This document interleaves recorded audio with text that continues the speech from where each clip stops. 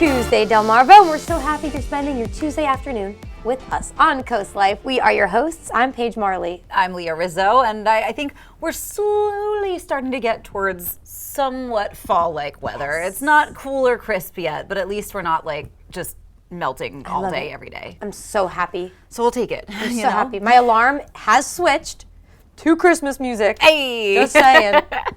Oh my God, Paige, it's not skipping even right over fall. Remember, I don't care. I'm not going to stop. That's right.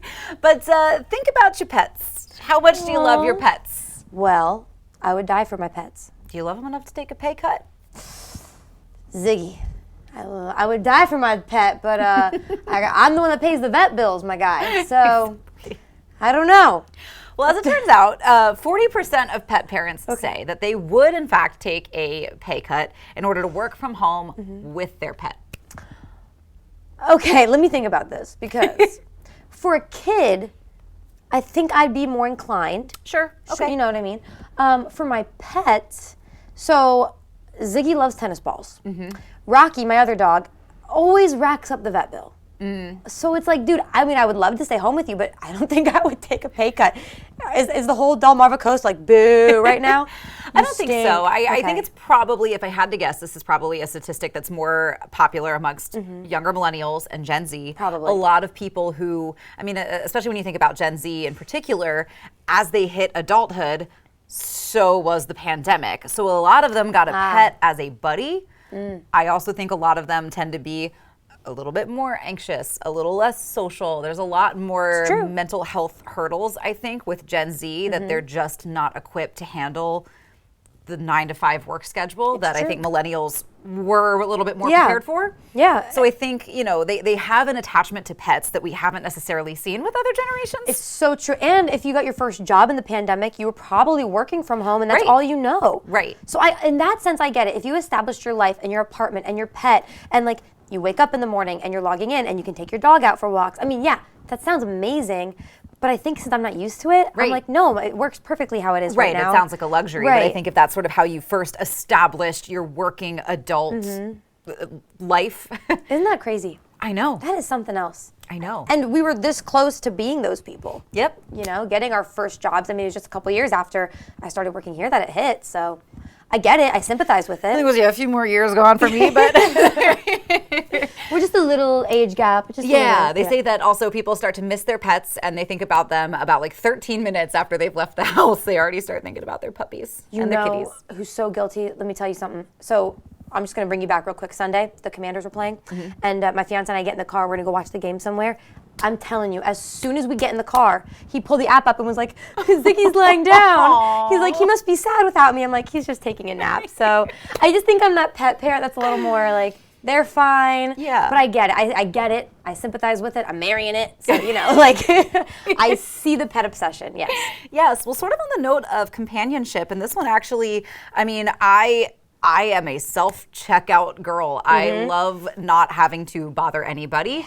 Or be bothered, especially because I do like to shop with my own grocery bags. I mean, from the produce, like I've got little individual ones that go in the bigger ones. So I hate when I get to self-checkout and I'm like, oh, now this person has to deal with it and they have to, like, I feel like a burden when I get to regular checkout. But it seems like older generations, parts of the silent generation and baby boomers actually say that self-checkout is increasing their level of loneliness. That breaks my little heart. I know. And I get it. I do too. I think when you go to the store, you see a lot of younger people in line for self-checkout. I've even noticed people will wait in line for self-checkout instead of going to an open cashier. I won't do that. I'm going whichever's quicker. But I get it. Well, I've been burned before on thinking one was going to be quicker. That too. That does make me sad. Look, I have like one personality trait, and that's that I'm a gerontology minor. I bring it up all the time whenever I can, whatever. But it's true because, I mean, and if you think about it, and we have a lot of older adults watching, if maybe your kids moved away, and your only social interaction if you're retired is maybe going to the store. So Yeah, I mean, I think sort of the opposite side of the Gen Z with their pets. Yeah. You've got these older generations who have grown up very socially, and now at this point, going to the store is maybe that social interaction for the day. Yeah. You're hoping to talk to somebody Right. because at home there's no one to tell about your day. Whereas like Gen Z hasn't really grown up with that as much necessarily, or that being a fundamental part of getting through their day is that social interaction because they do so much of it online. That satisfies that requirement, I guess. But yeah, for folks who either don't feel super connected with their community via online interaction, the grocery store is a place for that. So I get it. I will try to make an effort maybe to use self-checkout a little less. Maybe if you don't have all your bags, if you're just I getting don't have one all my thing. bags. That's the thing. And I know that like, okay, it's that person's job to deal with me. But like, I hate get to be it. that person. I do. I will say one last thing about self-checkout though is sometimes the technology even gets to me. So if you're an older adult out there and you're like, I can't keep up, neither can I. You're not alone. You know how normally you have to search the produce if you want to put it in? Now they have barcodes. So I'm like searching bananas and they're like, just scan the banana. Did you know that? Yeah, I didn't know that. But I feel like sometimes it doesn't work anyway. That's and then true you got to too. do the back and forth. And then calling an attendant, and you're like, I'm sorry, I broke the system. You're like, I'm the worst person. Yeah. So you still need that human interaction for when technology goes wrong. That's right. Be kind, be gentle to everybody. And sort of, I guess in a similar vein, but switching sort of the topic of conversation, but sticking with social media and sort of that sense of community, this is also a little bit more geared towards younger millennials and Gen Z. And so maybe if you've got kids in that age range, you might not get this part about your kids and their generation. But a lot of trauma is shared online these days. Ain't it? A lot of trauma. So whether it's, you know, somebody on TikTok sharing, and I mean, sometimes it's very in-depth trauma, like traumatizing trauma, not just like, oh my God, you're never going to believe what happened to me at Starbucks. They didn't get my order right. Like it's not that, which happens. And that, I'm not saying they get my order wrong. I'm saying it happens when people complain. But that's not the same level of trauma that some of these kids are experiencing. And then sharing freely, which I don't think is necessarily a bad thing. It's not. And they do tend to come with trigger warnings. So that way, like if you are somebody who's maybe suffered a similar trauma and traumatic experience, you know what you're walking into. Right. But I think it's sort of changing the conversation around mental health and how comfortable people feel talking about hard things to talk about. Yeah, I'm with you. There's a line. There's a happy medium, because it's like you said. There's sometimes when people are like, I got triggered at the drive-through line because they got my order wrong, and that triggered my whatever that's not even diagnosed. Relax, like stop. Yes, and I think there's a lot of self-diagnosis happening. So much, and it's making other people think that they can just self-diagnose, and I don't know. This we talk about this a lot. This really gets me. Or it could be anything where it's like, guys, this triggered me at the store today because I have X, Y, and Z, and then someone's who really has X, Y, and Z is like, well, that's not how it works. Yes. You know, so go keep perspective, I think, when you're watching these TikToks, and maybe, you know, if you do feel like you're struggling, seek professional help. Somebody whose job it is, they went to school for this. They can really help better guide you than some random person on TikTok who says maybe they qualify, but you never know if they do. That was a good way to put it, because I know that's a sticky situation. But. Yes, but one thing we do know is that we've got a great show planned for you today, a really fun event happening at Trap Pond that we're going to get to telling you about. And every Tuesday, we're helping you get home safely, so we are going to have this week's Get Home Safely tip, Seaside Krav Maga in Lewis. And when was the last time you considered how to buckle your kids into their car seat? Well, we're going to talk about the right way to make sure your kids are safe with the Delaware Office of Highway Safety. All that and more is headed your way when Coast Life gets back. Coast Life is brought to you by BB Healthcare, Coastal Comfort Heating and Air Conditioning, Preston Automotive Group, Shell Brothers, and the Parker Group. You're watching Coast Life, and we know a lot of you are parents, maybe grandparents, maybe you have nieces and nephews that you love. We all have some small child in our life that we love and want to take care of. That's why we are so happy today to have two people with the Delaware Office of Highway Safety with us. Thank you both so much for being here today. Thank you for having us. Of course. Well, thank you for coming and talking about these really important rules and some new laws that are in place. But first, if you could just let us know, what does the Delaware Office of Highway Safety do?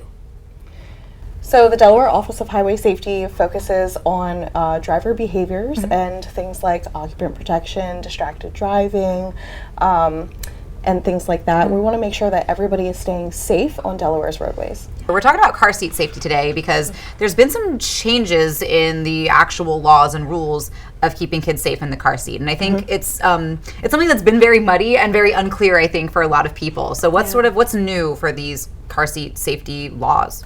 Yeah, so if we want to talk about what's new, let's also mention what was old. Sure, right? absolutely.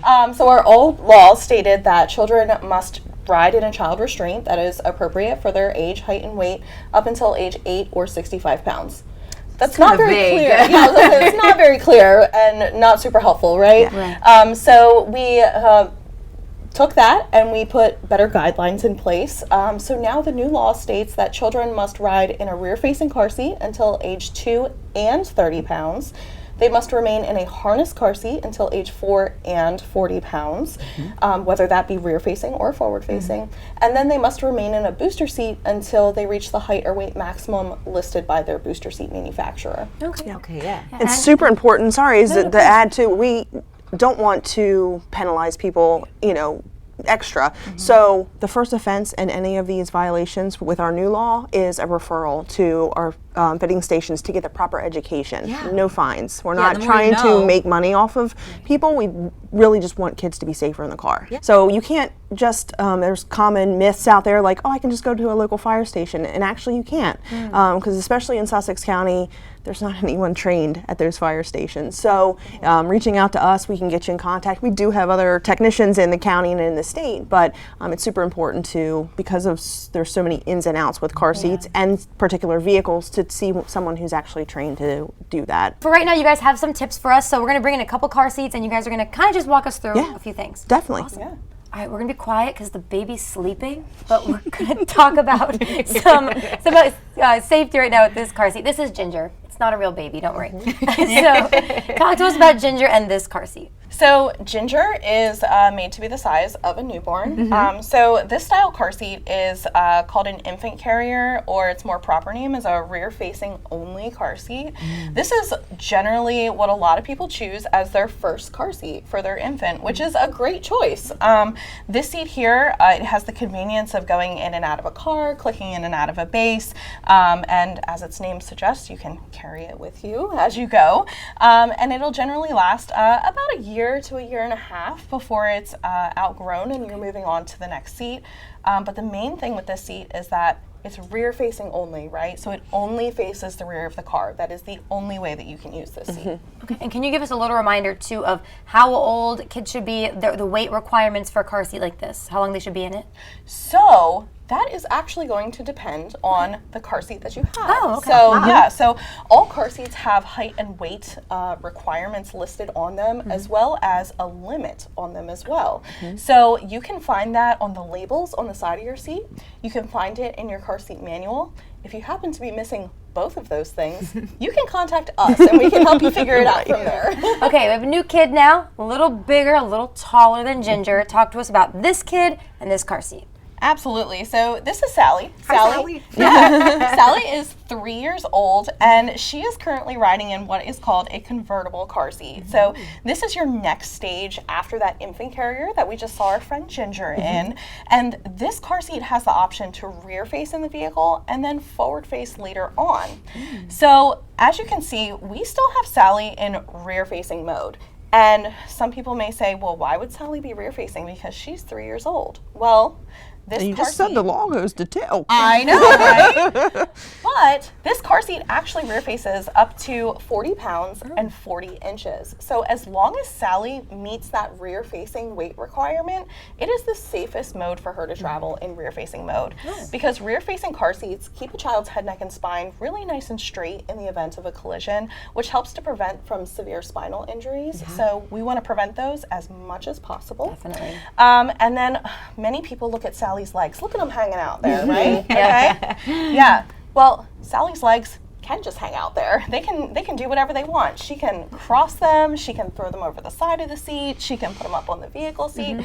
It truly does not matter because little Miss Sally at 3 years old is more flexible than I'll ever be again in my whole entire life. So, yes. So once Sally reaches that height or weight maximum for rear-facing mode for this seat, that's when we would want to move her on to forward-facing mode. And then the seat will transition to forward-facing mode as well. And now Sally can ride rear-facing in the seat up to 65 pounds and 54 inches. And now we have Lisa, she's like a camera hog. I know. Yeah. It's because she's sick. She wants a lot of attention. Yeah. All right, what kind of car seat is Lisa in? Lisa is currently riding in a high back booster seat. Her car seat will also transition into a backless booster seat when she's ready. But this high back booster is a great seat to transition into right after your child is leaving that harness. It gives something nice and tall behind their back, reminds them to sit up and sit still, because now what's restraining the child in the car is actually the vehicle seat belt, not the seat itself. A booster seat is made to do just what its name says. It's meant to boost them up so that the adult vehicle seatbelt can fit them appropriately. And when we say that we want the belt to fit appropriately, we want that shoulder belt right across the center of the shoulder, going down across the chest, and we want that lap belt sitting nice and low on the strong parts of the hips, not up in the soft parts of the stomach. Well, that was very informative. Yes. Thank you both so much. And I really like how you keep emphasizing, I mean, sorry kids, but even if they're a little uncomfortable or they want to bend over and reach and grab something, your kids' safety has to come first. Yeah. Absolutely. And if anybody has any questions, you guys are the experts to contact and you can guide them through what they need to know. Absolutely. Absolutely. We love our jobs. You're not bothering us. Please call me. Please call us. Please come visit. It really does come through talking to you guys that you love your jobs, you love kids, and just keeping drivers on Delmarva safe. Absolutely. Yes. Fantastic. Well, Thank thank you you. both so much. One more time, just really quick, if parents are watching, they have some questions, how can they get in touch with you?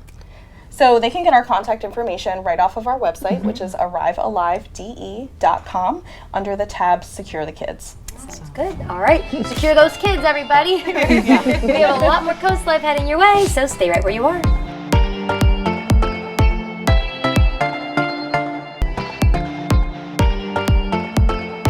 Happy Tuesday, and we're happy because it's Get Home Safely Day. Yes, because maybe you're watching this now, you're getting towards the end of your work day, and these are just little reminders for you sometimes on little things that we can do to make ourselves self-aware and just try to avoid putting ourselves in dangerous situations. That's right. So we're talking with, of course, as always, the people at Seaside Krav Maga in Lewis. Friendly reminder before we get to this week's tip, they do kids classes. Yes. After school programs. We had them on the Coast Life couch recently. So today we're going to dive into, what really is self-defense and self-protection, not just for us older adults, but the kids as well. So let's take a look.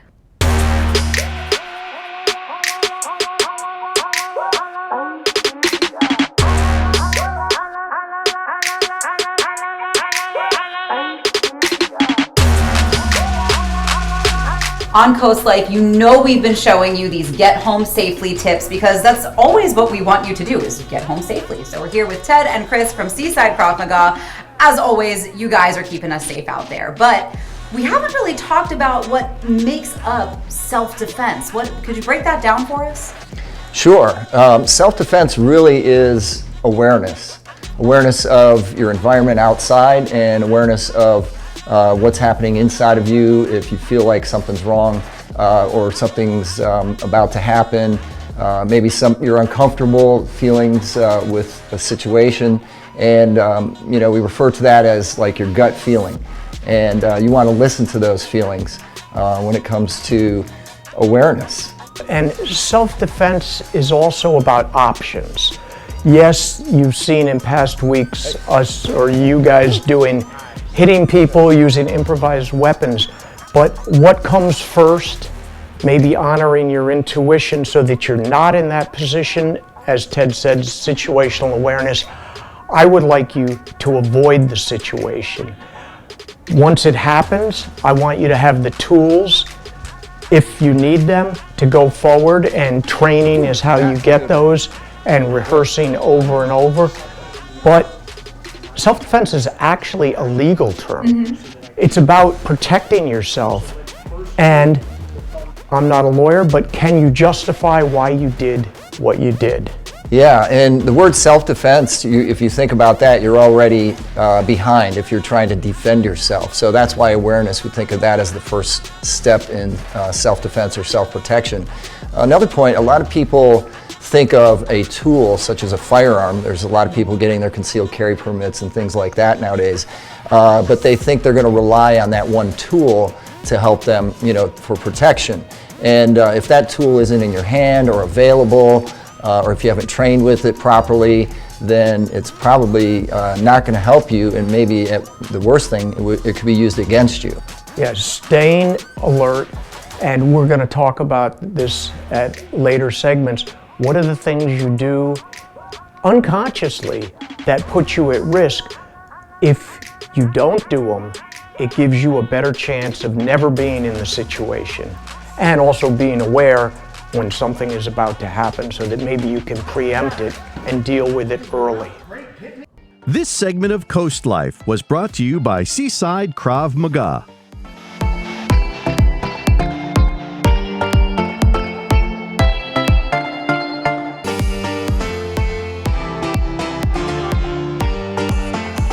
All right, space explorers, grab those spacesuits and get ready for takeoff, because the next book in the Nicholas Fox series is out. And joining us on the Coast Life couch to talk more about it is local author Jackson Copley. Welcome back. Thank you very much. Yeah, so last time you were here, we were talking about your book, Leaving Lisa, but now we're talking about The Air Riders. Now, this is part of a series. Tell us maybe a little bit about the series as a whole for readers who haven't familiarized themselves with it yet. I designed this series so that you can hop in at any time. Nice. So, but, there's 4 in the series. This is the 4th. And in a way, it's a capstone to the series, because it starts out finding something left behind by an advanced civilization that lived on Earth 10,000 years ago. Wow. And they disappeared. Now we find out why they disappeared. They moved to another planet. And so how and why they did is not really explained. That's speculation. Sure. But they were able to get to another planet 4 light years away, and the ending of this story is here, in why they come back.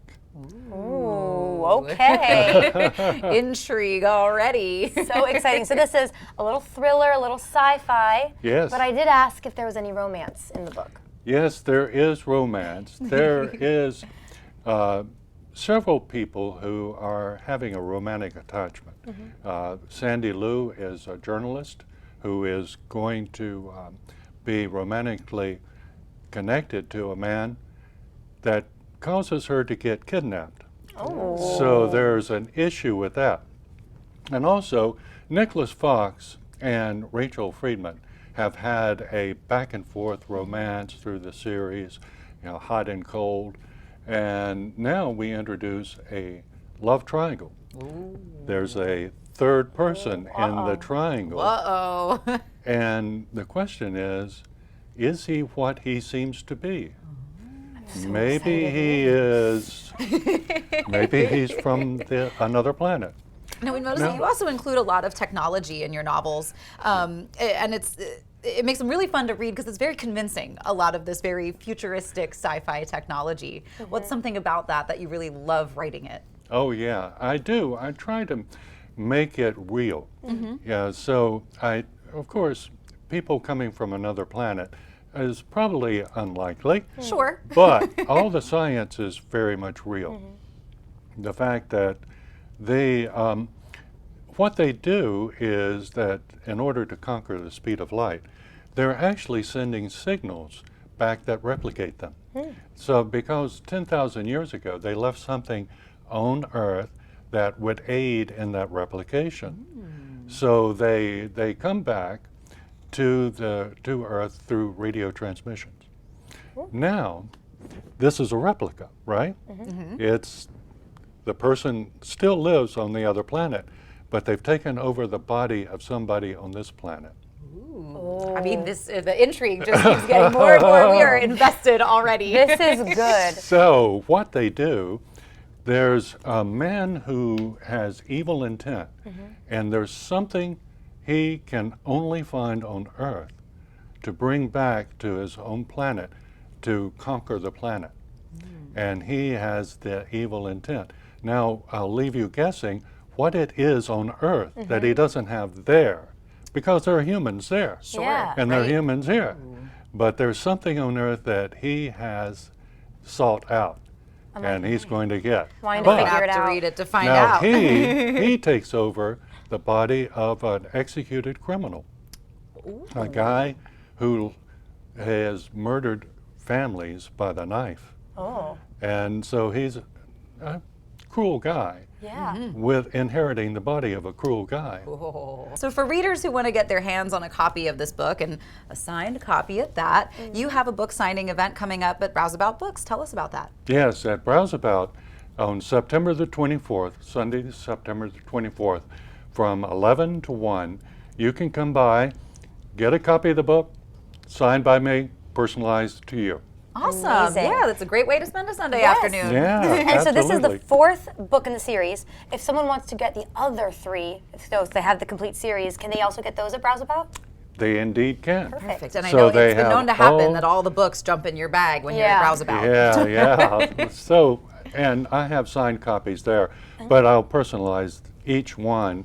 If you buy all 4 copies, you're welcome to do that, and it makes a great gift. Yeah, that's true. I love Good giving point. books as a gift. And you know, it's a little early, but Christmas is coming. It's coming. Not too early. It's not too early to Yes. start your holiday shopping. So if you do have a reader, especially one who loves to, support locals, we do a lot of locals supporting locals here on Delmarva. This is a great way to do that. Definitely. Awesome. Well, Jackson, thank you so much for coming in to tell us about your book. I know we're going to get reading. Okay, Cannot wait to jump great. into this. Okay, And, thank you so much. Yes, as always. And we know that you want to do some reading as well, but don't go away just yet.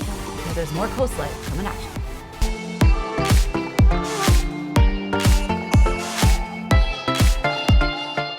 You're watching Coast Life, and I know the state parks, some of our favorite places. Trap Pond, for sure, is one of mine. Yes, it is. And joining us on the Coast Life couch today is Chase Klein. Welcome. You're with Thank Trap you. Pond Partners. Yes, I'm the president of Trap Pond Partners. It's a local nonprofit for the park. Perfect. Very cool. Yeah, thanks for being here today. Of course. Thanks for having me. So as a nonprofit, you guys do a lot of fundraisers, and coming up Correct. is the Beer, Wine, and Spirits Festival, Yes, right? it's our 6th annual. It's our biggest fundraiser of the year. We have about 60 vendors coming, and all of our, everyone's favorite local beer, wine, spirits, and we even have a meadery coming this year too. Very cool. That's exciting. All right, so we were looking up the rundown of entertainment before you got here, and we were curious. So who's coming to entertain? Which breweries? Which meaderies? Who's coming? Yeah, we have local entertainment every year. This year it is Charlie and the Cool Tones, who are a pretty big local group. Yep. Beer, wine, spirits, and a meadery this year. Some of our big hitters are local. Dogfish Head is coming, Thompson Island Brewing, Ocean View Brewing, and I have to do a little plug for my husband. It's actually our anniversary today. Pastry chef Drew Tevis, he'll be in attendance, so he'll be making desserts this year, but he will be pouring your favorite local IPAs from Like a guest Thompson Island. bartender. Yeah, absolutely. Well, he used to be a bartender years ago. but Nice. yeah. Oh my, happy anniversary. Oh, thank you. It's thank also you. my parents' anniversary. Oh. Tried to throw that out there. Wow. So it's a time of love and beer and spirits. Yeah, What's better than and that? we have about 60 vendors coming. It just grows every year. This is our 6th annual.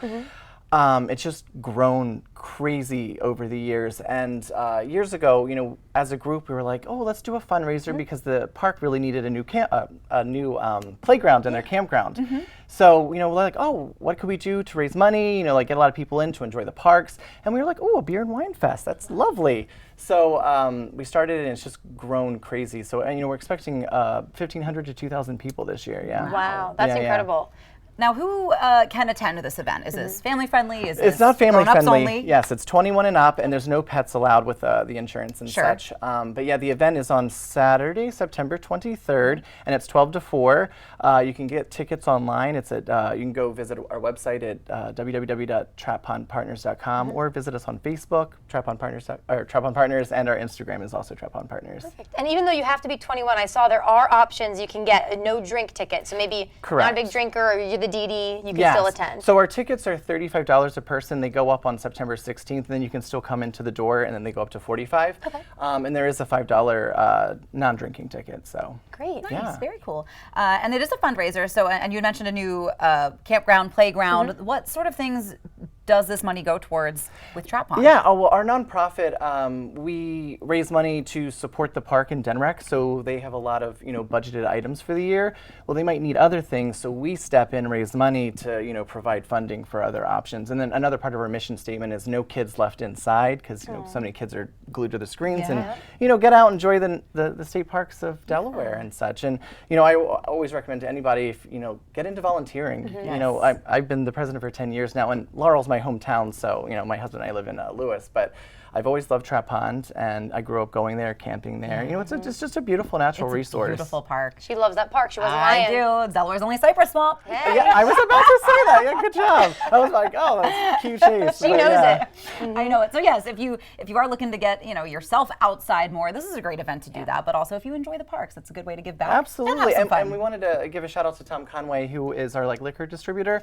He owns a liquor store in Laurel, Lakeside Wine and Spirits. So hit him up, obviously, because he without his help, we couldn't put this all together. So. It's very sweet. So whether you're truly outdoorsy or you're drink on the patio kind of outdoorsy.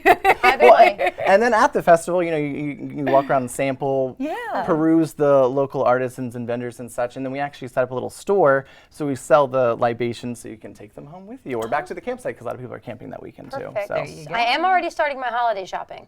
Just saying. Yeah, right. So I mean, everyone loves a nice bottle of wine. Exactly. That's what I'm saying. So can you remind everybody one more time then when and where it is? Our event is September 23rd, goodness, from 12 to 4 at Trap Pond State Park in Laurel, Delaware. And you can get tickets online at www.trappondpartners.com.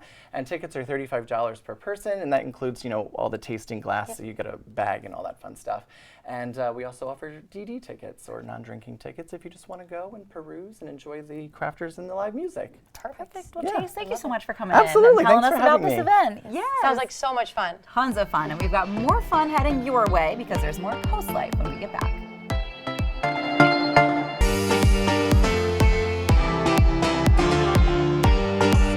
So you're watching Coast Life, and we are back with our friend at Preston, if you can't tell, because we are sporting our awesome purple shirts. And then it's more specifically because we're talking Preston Goes Purple. Correct. Awesome. So first, what is Preston Goes Purple? Why are you going purple? Well, it's to let everybody know about the initiative that Preston's trying to do against drug abuse and have people live a healthier lifestyle. So they're bringing awareness to the community with the purple truck, and on Fridays, all the employees wear the purple shirts, just again to bring awareness to that terrible situation and to help combat that. Definitely. And Preston does stuff like this a lot. You guys have maybe different colors of trucks and shirts to bring awareness to things. Why is it so important to you all to do this and to give back to the community? Well, that's one of our mission statements with Preston, is to give back to the community. Is community, and I'm proud to be part of that, as well as all the employees. I mean, we do outside events and with the truck, and we're fundraisers. They have different color frogs for the special events, so it's amazing. It's a great company and great things that we do for the community. So as you can see between us, behind us right here, is this amazing purple truck. What is the importance of this purple truck? How can people get involved with it? Well, it's to bring awareness to Preston Goes Purple and against the problems with drug addiction and drug abuse.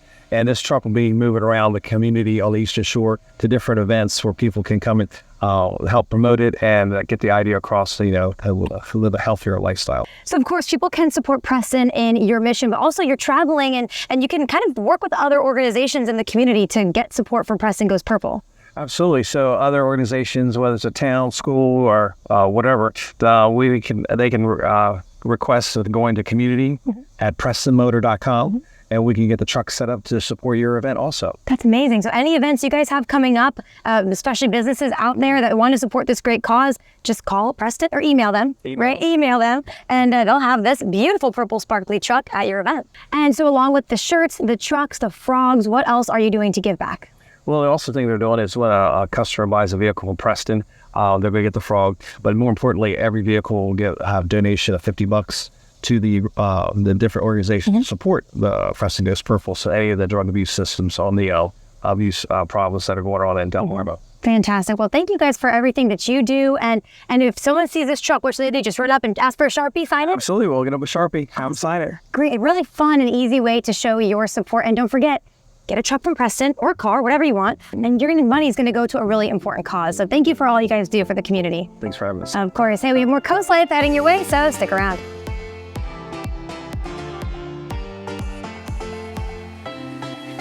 This segment of Coast Life was brought to you by Preston Automotive.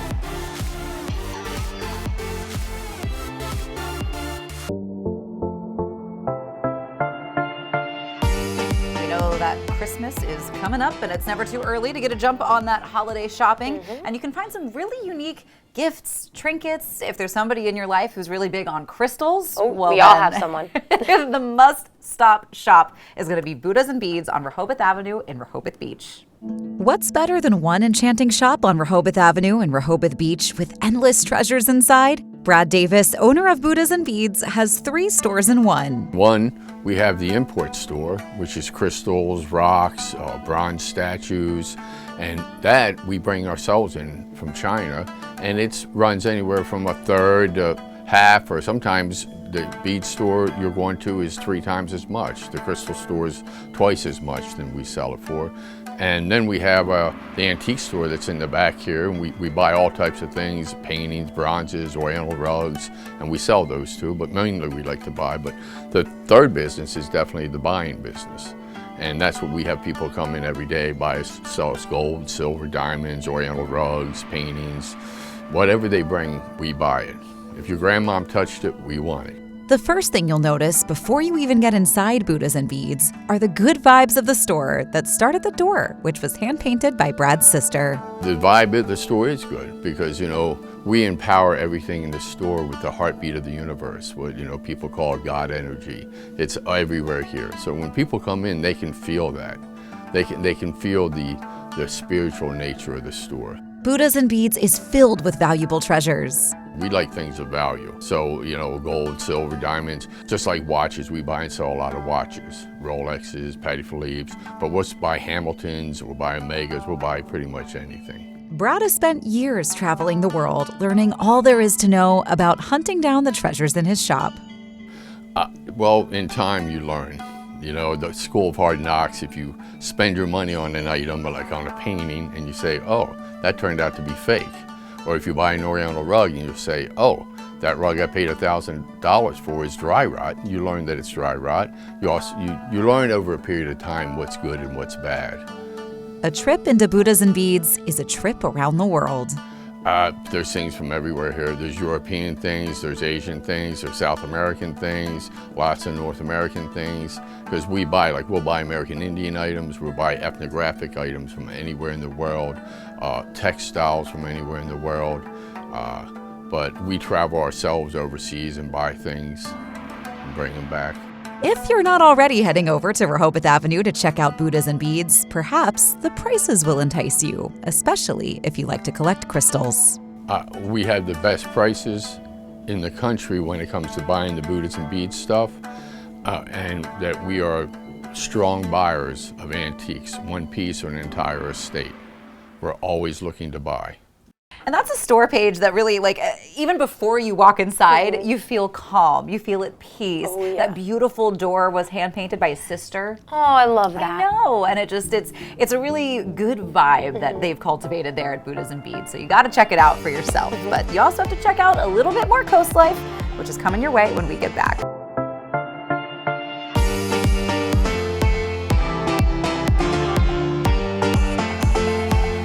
Thanks so much for joining us today on Coast Life. We had a lot of fun. We hope you did too, but it's time for us to wrap up. Yes, but before we do, it's never too early to start making your weekend plans. I know you want to check out food, wine, and music. That's all happening at the Sodell Food, Wine, and Music Festival at Nassau Valley Vineyards. I'm going to be there judging. Hey, food, wine, music, Leah Rizzo. What is better than that?